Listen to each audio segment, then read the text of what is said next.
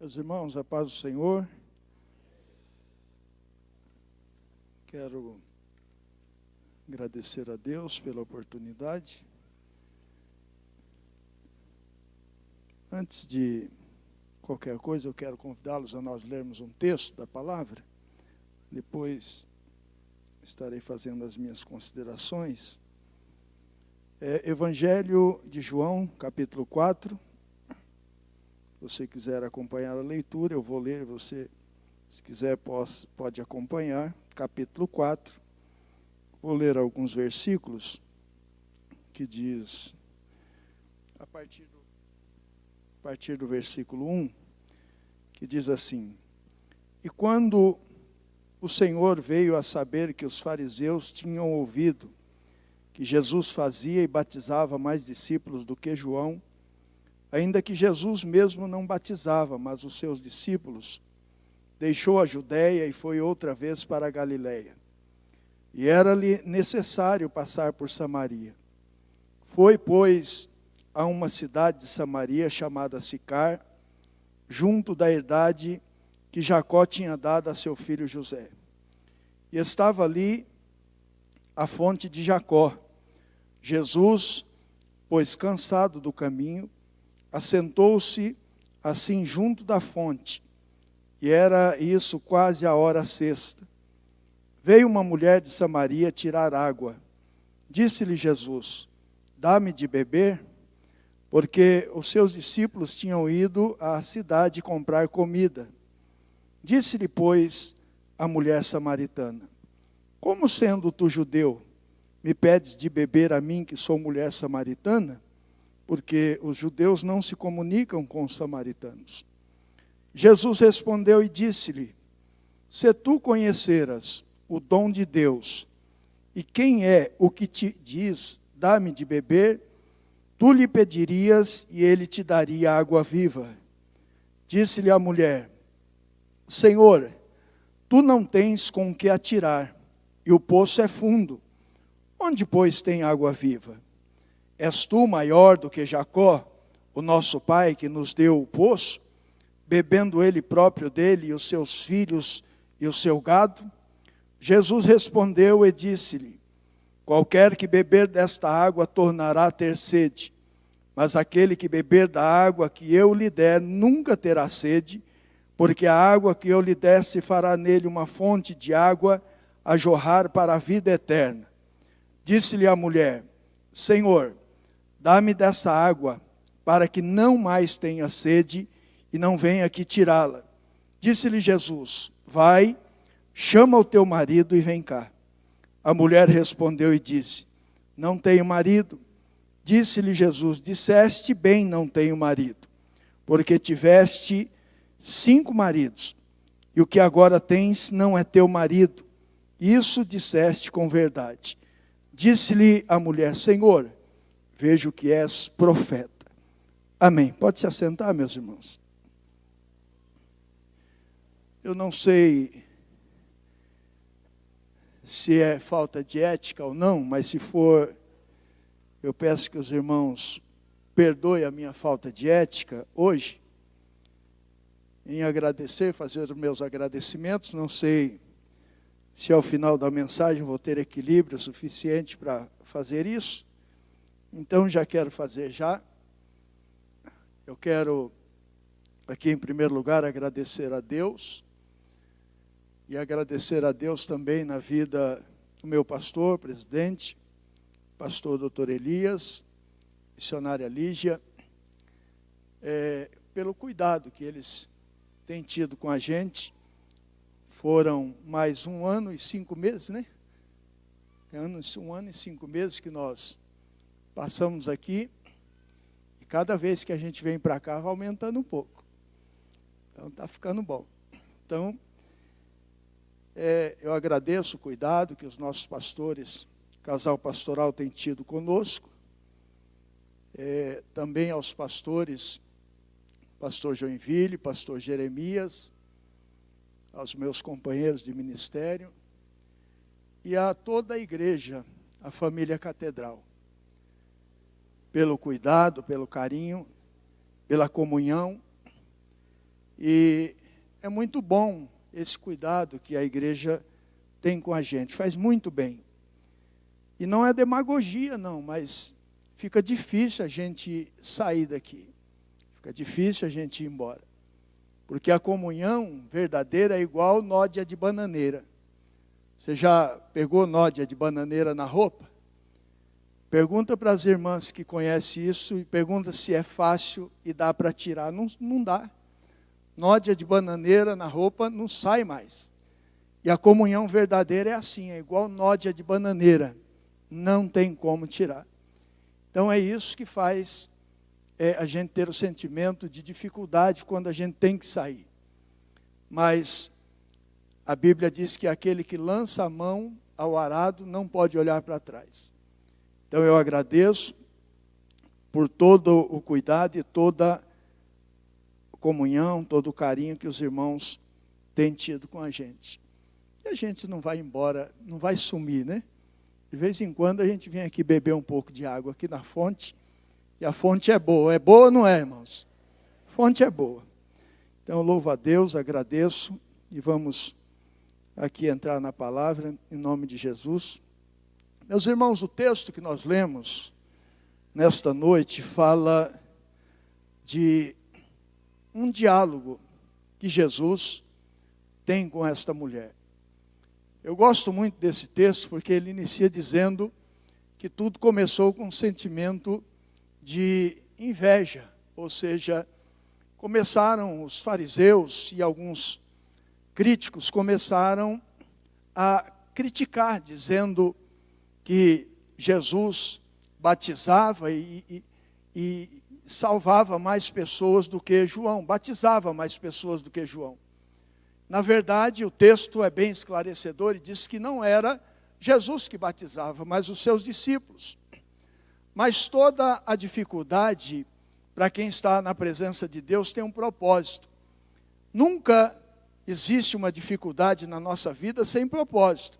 Não existe prova na nossa vida sem propósito. Quando nós precisamos ser aprovados em alguma questão secular, quando nós temos que passar de ano ou de série, o que nos outorga a passagem para o próximo grau? O que é? Não é a prova? Então, ou seja, quando alguém vai prestar o vestibular ou vai para o Enem, o propósito ali é ser bem-sucedido naquela prova. Então, a prova do crente também tem um propósito.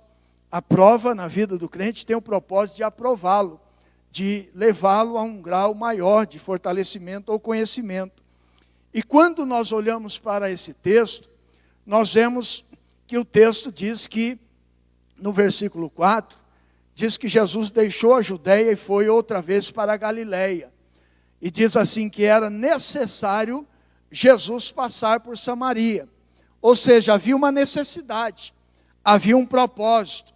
Porque quando você estuda a história desse texto, a introdução desse texto, você vai perceber que haviam caminhos que eram mais fáceis, caminhos mais curtos e caminhos que haviam menos perigo do que esse que Jesus escolheu.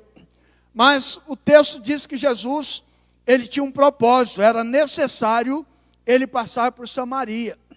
E quando Jesus chega a um lugar que a Bíblia diz que ele chega a um local chamado de Poço de Jacó, a uma herdade, a uma cidade chamada Sicar, onde havia uma fonte de Jacó, que o texto apresenta, diz a Bíblia que Jesus estava cansado. E ele senta ali junto ou ao lado daquela fonte e envia os seus discípulos à cidade a comprar comida.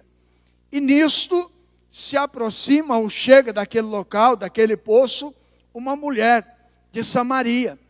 E quando Jesus olha para aquela mulher, o texto diz que Jesus pede água para aquela mulher. Jesus diz: mulher, dá-me de beber. Quando a mulher ouve esse texto, essa expressão de Jesus, os comentaristas dizem que ela imediatamente identifica Jesus como sendo judeu, não só pelo seu visual físico, não. Uns dizem que foi pelas suas roupas, pelas filactérias das suas vestes, que eram brancas, enquanto a dos samaritanos eram azuis. Outros comentaristas dizem que foi pela expressão que ele usou, dizendo, dá-me de beber, enquanto que os samaritanos falavam cibolete, os judeus falavam chibolete. A expressão aqui no português diz, dá-me de beber, mas a expressão que Jesus usou quer dizer, dê-me de beber. E quando esta mulher ouve, é uma questão de pronúncia, identificação, e isso não é muito difícil de acontecer. A segunda expressão é a que eu acredito mais, porque na nossa nação, no Brasil, na nossa pátria, existem em todos os estados, quase se existe uma pronúncia diferente. Ou seja, quando você em São Paulo vai dizer para alguém suspender alguma coisa, você diz levanta. No sul se diz suspende. No Nordeste se diz o quê? Quem é do Nordeste aqui? Se diz arriba. Não é assim? Ou seja, existe um estado que alguém diz assim, este. Sim? Agora aqui em São Paulo se diz o quê? Este. Então existe uma diferença de pronúncia, que você pode identificar, dizer, esse aqui é do Nordeste, esse aqui é do Norte, esse é do Sul, esse é do Rio, e esse é de São Paulo, esse é do Paraná. Então, pela expressão, ela identificou que Jesus, ou pelas vestes, que Jesus era judeu. Então Jesus pede àquela mulher, diz, mulher, dá-me de beber. Qual não foi a resposta daquela mulher? Aquela mulher, ela responde com um tom de aspereza. Você lendo o texto, para e observa o texto. Avalia ele no original e você vai ver também, nem precisa do original. Lendo aqui o texto, você identifica quando ela diz, como? Sendo tu judeu, me pedes de beber a mim, que sou mulher samaritana. E o texto, entre parênteses, diz, os judeus não se comunicam com os samaritanos. Havia ali uma rivalidade, havia ali uma intriga. Não foi uma intriga criada por esta mulher, foi uma intriga que foi criada há 605 anos atrás. Por isso, quando nós olhamos para a palavra de Deus, nós temos que ficar muito atentos com aquilo que nós dizemos, com aquilo que nós fazemos, com aquilo que nós criamos. Porque às vezes, alguma atitude nossa hoje pode não nos trazer consequências drásticas, mas a nossa posteridade pode sofrer por causa de uma atitude nossa. Se nós tomarmos atitudes errôneas, principalmente uma atitude de rebeldia. E aqui está, na expressão desta mulher, o fruto de uma atitude de rebeldia. Como pastor de rebeldia?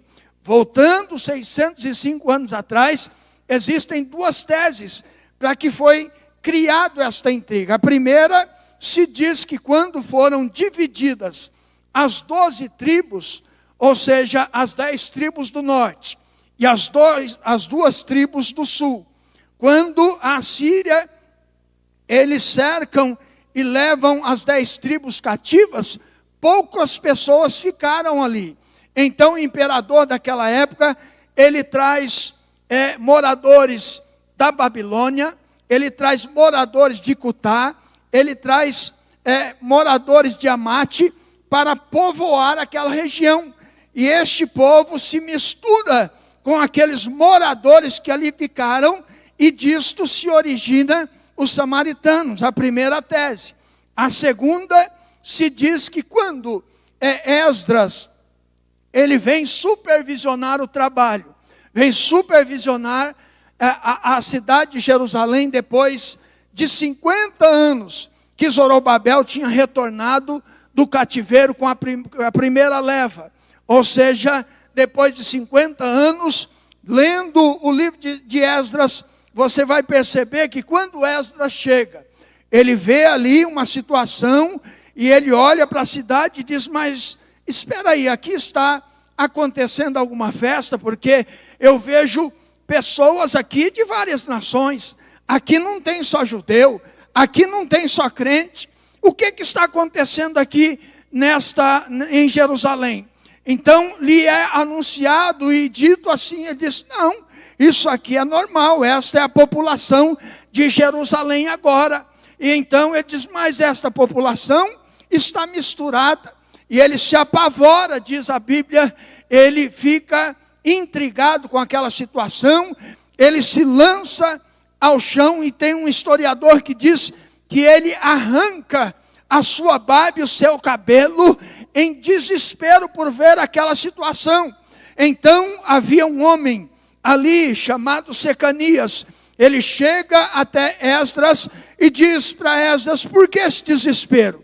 Quem é o senhor? Ele diz: eu sou Esdras. Ele diz: eu bem sei. Então o senhor é Esdras, o senhor é o quê? Ele diz: eu sou escriba. Então Secanias diz: eu bem sei que o senhor é escriba. Quem era o escriba? O escriba era o doutor da palavra, era o mestre das escrituras, é aquele que tinha a responsabilidade de anunciar a palavra. Mas quando ele vê aquela situação, ele entra em desespero. Então Secanias diz para ele: levanta-te, porque a ti pertence esse negócio, prega a palavra, que esta situação presente vai mudar, é só através da palavra. Levanta-te, porque a ti pertence esse negócio. Irmãos, não adianta nós querermos resolver os nossos problemas buscando outros meios. A única forma plausível de nós termos a nossa vida transformada é através do poder da palavra de Deus. Não adianta.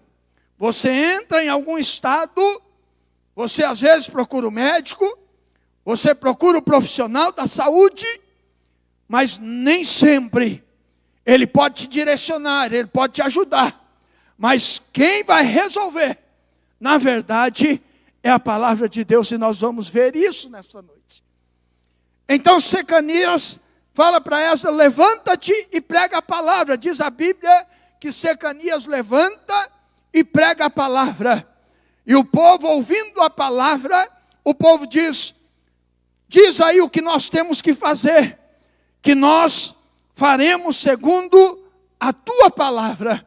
E ele diz: para isso resolver, tem que separar o santo do profano. Tem que separar. Se alguém quiser ter o nome escrito no livro da vida de Israel, tem que separar. Então qual foi a ordem? Não serve para hoje fisicamente, mas serve para hoje espiritualmente. Ele diz: tem que haver divórcio. Aqueles que se casaram com mulheres estrangeiras, ou aquelas que se casaram com homens estrangeiros, vão ter que dispensar, se quiserem ter o seu nome registrado e reconhecido na genealogia de Israel. Então, aqueles que casaram-se com mulheres estrangeiras dispensavam as mulheres com os filhos que nasceram daquela união e tinham seu nome escritos. Então, um homem chamado, um sacerdote chamado Manassés, ele tinha se casado com a filha de Sambalate. Então ele não quis desfazer aquele divórcio. Ele disse: eu não vou divorciar. Então ele foi expulso da cidade. E expulso da cidade, o que ele faz? Agora ele vai até o rei Darionoto e pede autorização para construir um templo. Que templo? No Monte Gerizim. Então ele conhece todo o sistema do sacrifício, ele conhece o Pentateuco. Então agora ele funda um templo, constrói um templo no Monte Gerizim. Então os samaritanos adoravam no Gerizim, os judeus em Jerusalém. Isso cria uma rivalidade, porque os samaritanos queriam ser reconhecidos como parentes do povo judeu, mas o povo judeu não aceitava esse parentesco. Então cria-se uma rivalidade. Quando os judeus sobem das aldeias, sobem para Jerusalém para adorar, eles são atacados, são espancados, são roubados, até mesmo assassinados. Isso nós vemos como exemplo lá na parábola do bom samaritano. Ou seja, quando aquele homem, ele vai adorar e ele é pego no meio do caminho. Ali nós vemos uma situação do ódio que havia entre judeus e samaritanos. Nós vemos no Evangelho de João, capítulo 8, versículo 48, como era a rivalidade. Nós vemos ali os fariseus comparando Jesus a um samaritano, ou seja, porque havia uma rivalidade. Em contraproposta, os samaritanos espalhavam ossos no pátio do templo para provocar os judeus. E essa rivalidade vai acontecendo, essa rivalidade vai passando de geração em geração.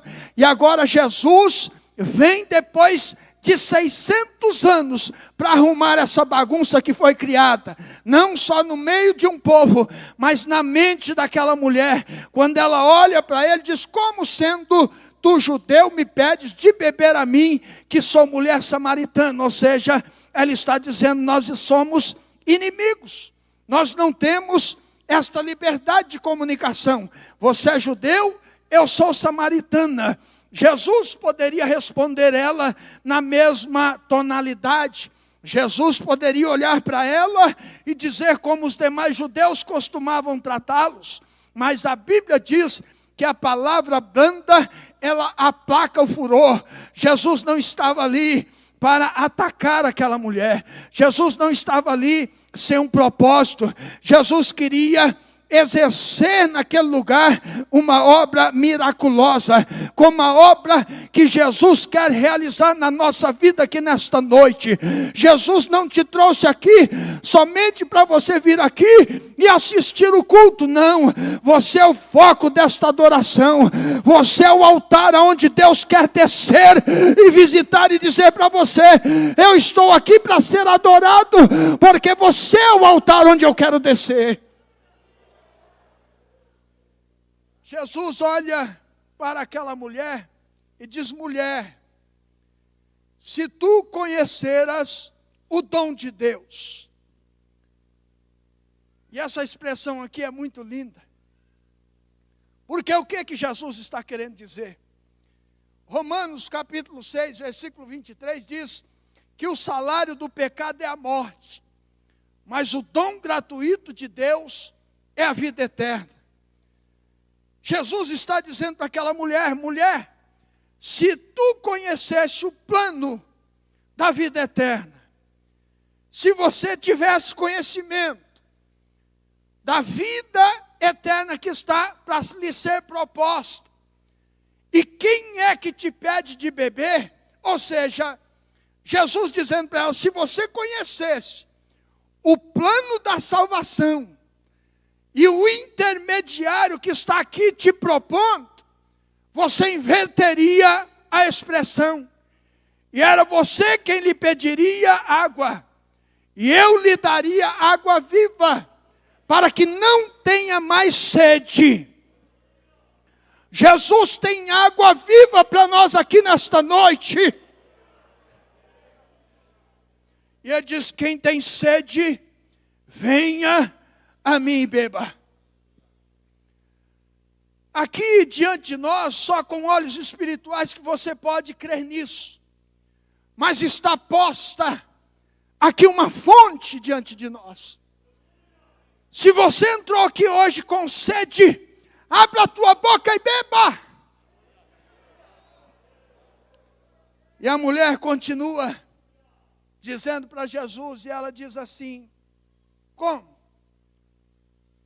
O poço é fundo, e o Senhor não tem com que tirar. Como, pois, o Senhor me daria água viva. Olha a expressão dessa mulher. A situação dela era tão difícil que ela não conseguiu entender. Mas a expressão de Jesus, quando Jesus disse a ela, se tu conheceras o dom de Deus, aquela palavra começou a mexer dentro dela.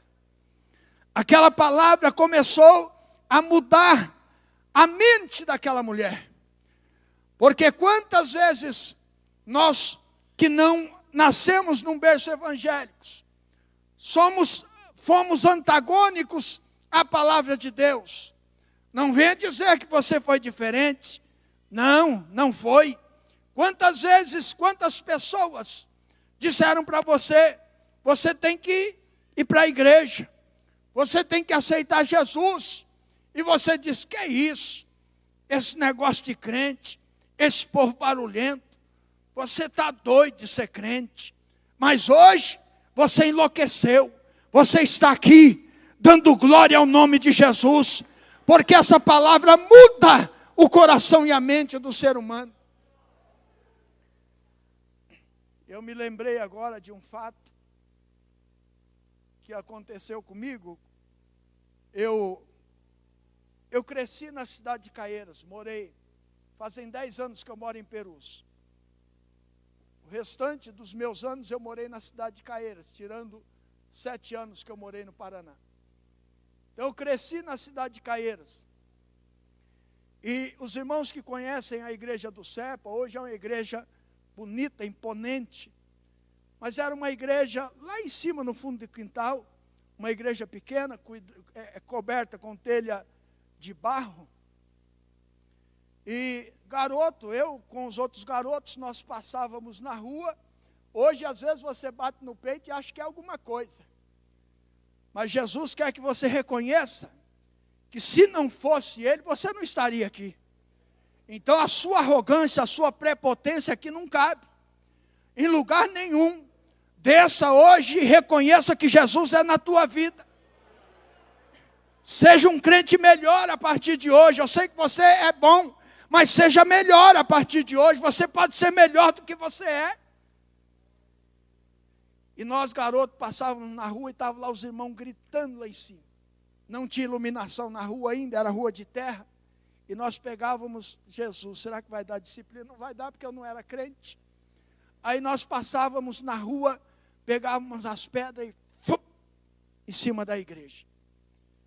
Aí a hora que batia em cima da igreja, os obreiros saíam para fora e nós escondíamos no escuro, não achava nada.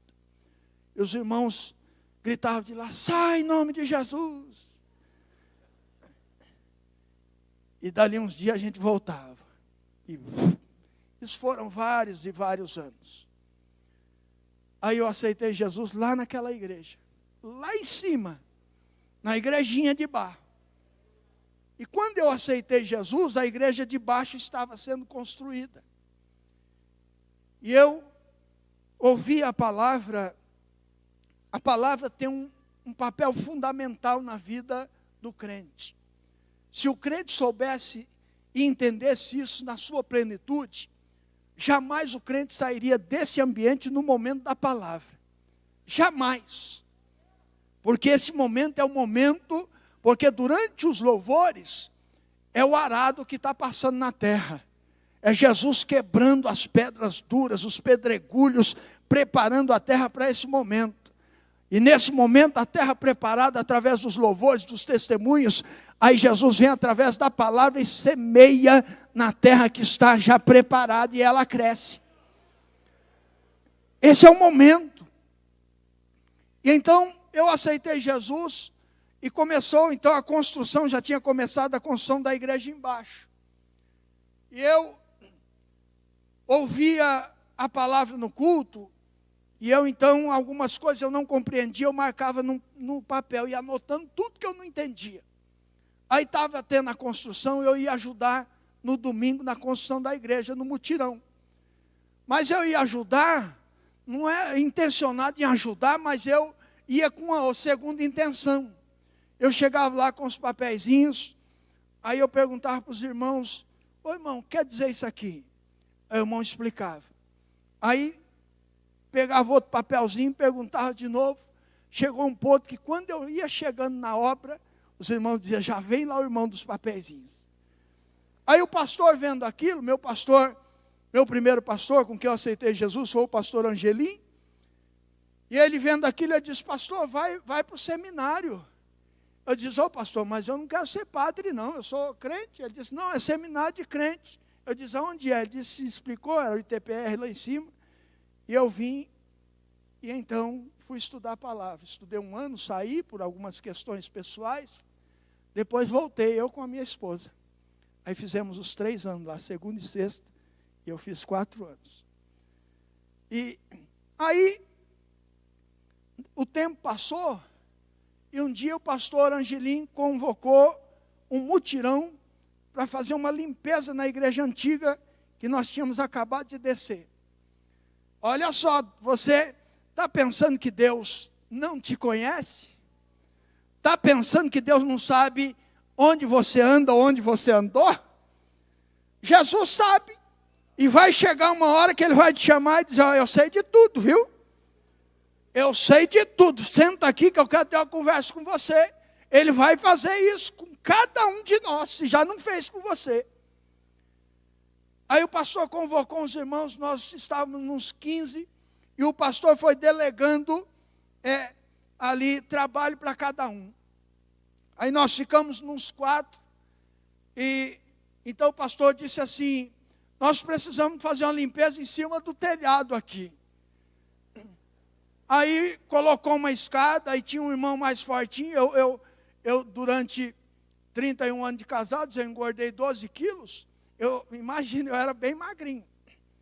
E então não pesava muito não. Aí tinha um irmão que era mais pesado do que eu, o outro mais forte. Aí eles olharam e disseram, pastor, bom para esse trabalho aí, é o irmão Antônio. Ele é levinho, dá para ele andar em cima do telhado. Aí o pastor falou, dá para encarar? Eu disse, estou subindo a escada, pastor. Aí subi a escada. Quando eu olhei em cima do telhado, irmão, mas o que tinha de pedra? Aí eu subi no telhado e comecei a jogar pedra para baixo. E o Espírito Santo falando comigo, essa foi você. Essa também foi você. Só que você vai tirar a sua e vai tirar dos seus colegas também. Pode tirando tudo. E eu fui jogando as pedras para baixo e a lágrima descendo no olho. E Jesus disse, mas com pedra ou sem pedra eu mudei a tua vida. Eu conheço o teu caminho. E aí, para fortalecer, quando eu joguei quase todas as pedras, um irmão gritou lá de baixo e disse assim, esses endemoniados que jogou essas pedras, hein, Jesus vai libertar eles. Eu disse, já libertou. Então o poder da palavra de Jesus, quando Jesus diz para essa mulher, se tu conheceras o dom de Deus e quem é que te pede de beber, você quem pediria água e eu lhe daria água viva. Ela diz, como o Senhor vai tirar água se o Senhor não tem corda e o poço é fundo? Aquela mulher estava presa em uma esfera, em um diálogo terreno. E Jesus continua o diálogo e diz para ela assim, ela diz, és tu maior do que nosso pai Jacó, que nos deu o poço, bebendo ele próprio, dele, seus filhos, seu gado? Jesus respondeu e disse, qualquer que beber desta água, tornará a ter sede. Mas aquele que beber da água que eu lhe der, nunca mais terá sede. Nunca mais terá sede. Então ela se interessa e diz assim, diz para Jesus, dá-me desta água para que não tenha mais sede e não venha aqui tirá-la.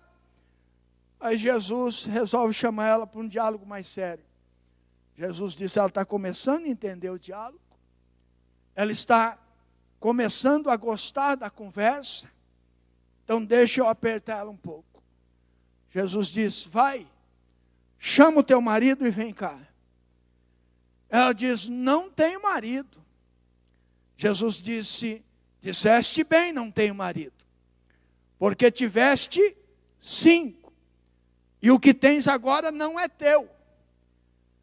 Jesus coloca o dedo na ferida daquela mulher, para mostrar para ela que a sede dela não era uma sede terrena somente, não era somente uma sede humana. O que estava causando todos aqueles males na vida daquela mulher era a sede da alma que ela tinha. Por isso que nada estava dando certo. Não sei, alguns comentaristas dizem que ela ficou viúva por 5 vezes. Outros dizem que ela se separou por 5 vezes. Mas a realidade é que ela vivia uma vida imprópria. E Jesus não diz para ela, você é pior do que tais mulheres. Não. Jesus não tinha o objetivo de humilhá-la. Jesus queria que ela chegasse ao princípio primário para o perdão. Sabe qual é o princípio primário para que nós obtenhamos o perdão de Deus? É a confissão do pecado. E é o mesmo princípio para a conversão. É o arrependimento. Não adianta. Existem momentos da nossa vida que nós temos que confessar os nossos pecados. Nós temos que reconhecer que nós dependemos de Deus. Não adianta você errar e sentar em cima do erro. Não, Jesus está nos chamando ao arrependimento. Jesus está chamando esta mulher para o arrependimento. Jesus diz para ela, disseste bem, não tenho marido, porque tiveste 5, e o que tens agora não é teu. Deixa eu dar uma acelerada aqui. Eu disse, Jesus, o texto que eu meditei não vai dar 15 minutos, eu já estou preocupado ali com o relógio, mas eu ainda tenho 5 minutos. Disse assim, aí a mulher, depois que Jesus diz para ela que ela não, o marido que ela tem não é dela, ela resolve levar Jesus para outro diálogo. Ela diz assim, vejo que és profeta. Lá no começo ela trata Jesus como inimigo. Aqui ela já reconhece a autoridade que está sobre ele. Você está entendendo que Jesus está falando conosco? Jesus quer que você entenda, que eu entenda a autoridade que está posta sobre ele, sobre a nossa vida, está nas mãos de Jesus. Enquanto não reconhecer isso, não vai mudar nada. Aí ela diz, vejo que és profeta. Aí ela diz assim, nossos pais adoraram no Gerezim, e vós, os judeus, dizem que é em Jerusalém o lugar de adorar. Ou seja, aquela mulher já estava mudando. Ela já estava agora se interessando pela questão de adoração. No princípio ela estava presa a um sentimento de guerra, de briga, de distanciamento. Agora ela já está entrando num plano espiritual. Sabe o que é isso? É o poder da palavra. Ali era a palavra pregando a palavra. Era Jesus a palavra pregando a palavra. Era a mulher ouvindo a palavra da própria palavra que era Jesus. Ali era a principal regra da hermenêutica em funcionamento. Qual é a principal regra da hermenêutica? É a palavra interpretada por ela mesma. Ali era a palavra viva, falando a palavra. Era a palavra ouvindo a palavra. E aquela mulher ouvindo a palavra. Ela diz, onde é o lugar? Jesus diz, mulher, se ele dissesse, olha só, se Jesus dissesse que era em Jerusalém o lugar de adorar, ela ia dizer, Isso aí nunca que está perto de ser o Messias. Porque o Messias, o Cristo, não faz acepção de pessoas. Se ele dissesse que era no Monte Gerizim para agradar ela, e Jesus não está preocupado em enviar a palavra para nos agradar, ele está preocupado em nos curar diariamente, para que a enfermidade espiritual não tome conta da nossa alma. Então ele vai mandar o remédio, mesmo que arda na ferida, mas para que você tenha saúde espiritual. Se ele dissesse que era no Monte Gerizim, ele ia dizer, isso aí está longe de ser o Messias, e longe de ser profeta, o verdadeiro profeta, ele não trai a sua pátria. Mas Jesus responde para ela e diz assim, não é aqui e nem em Jerusalém o lugar de adorar. O Pai procura os adoradores, e a hora vem, e agora em que o Pai procura os verdadeiros adoradores, que o adorarão em espírito e em verdade.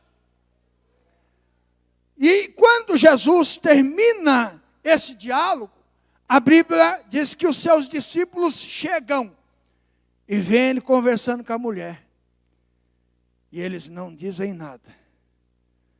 E diz que a mudança, o efeito daquela palavra na vida da mulher, deixa eu abreviar aqui, foi imediato. Que aquela mulher, diz a Bíblia, que ela deixa o seu cântaro. Ela esqueceu que veio buscar água física da fonte. Jesus, sabe o que Jesus fez com ela? Mostrou para ela que para que ela bebesse de água viva, primeiro ela precisava desentulhar o que estava dentro dela. E através do diálogo com Jesus, ela foi desentulhada. Tudo aquilo que estava dentro dela saiu, ao ponto dela esquecer, largar o cântaro, e saiu com a palavra viva dentro dela em direção à cidade. Diz a Bíblia que ela deixa o cântaro e vai à cidade, e lá ela começa a pregar a palavra. Ela diz, vende aqui e vê de um homem que disse tudo quanto me tens feito, tudo o que tem acontecido. Não seria porventura o Cristo? Mas eu esqueci de um detalhe. Quando Jesus anuncia para ela da água viva, ela diz assim, o Messias, ela pregando a palavra, já pregando a palavra para a palavra. Ela diz, o Messias, que se chama o Cristo, quando ele vier, nos anunciará tudo. Aí Jesus diz, olha só, irmãos, que privilégio. Aquela mulher agora, ouvindo a palavra, ela prega a palavra para a palavra. E a palavra responde para ela dizendo, mulher, eu o sou. O Cristo, sou eu que falo contigo. Quando ela entendeu, a mudança aconteceu. Ela vai para a cidade e anuncia o Cristo. A mudança imediata na vida daquela mulher não foi só interior, foi exterior também. Porque quando ela chega lá e prega a palavra, quem ouve a palavra acredita na palavra que ela prega. E diz a Bíblia que a cidade veio ter com Jesus na fonte, no poço. Sabe o que é isso? Você tem a responsabilidade. Você tem a água viva para alimentar os teus amigos, os teus irmãos, teus pais, teus filhos, tua família, tua casa. Aqui é a fonte onde você recebe a água viva para disseminar lá. AD Perus, desde 1947, abençoando o Brasil.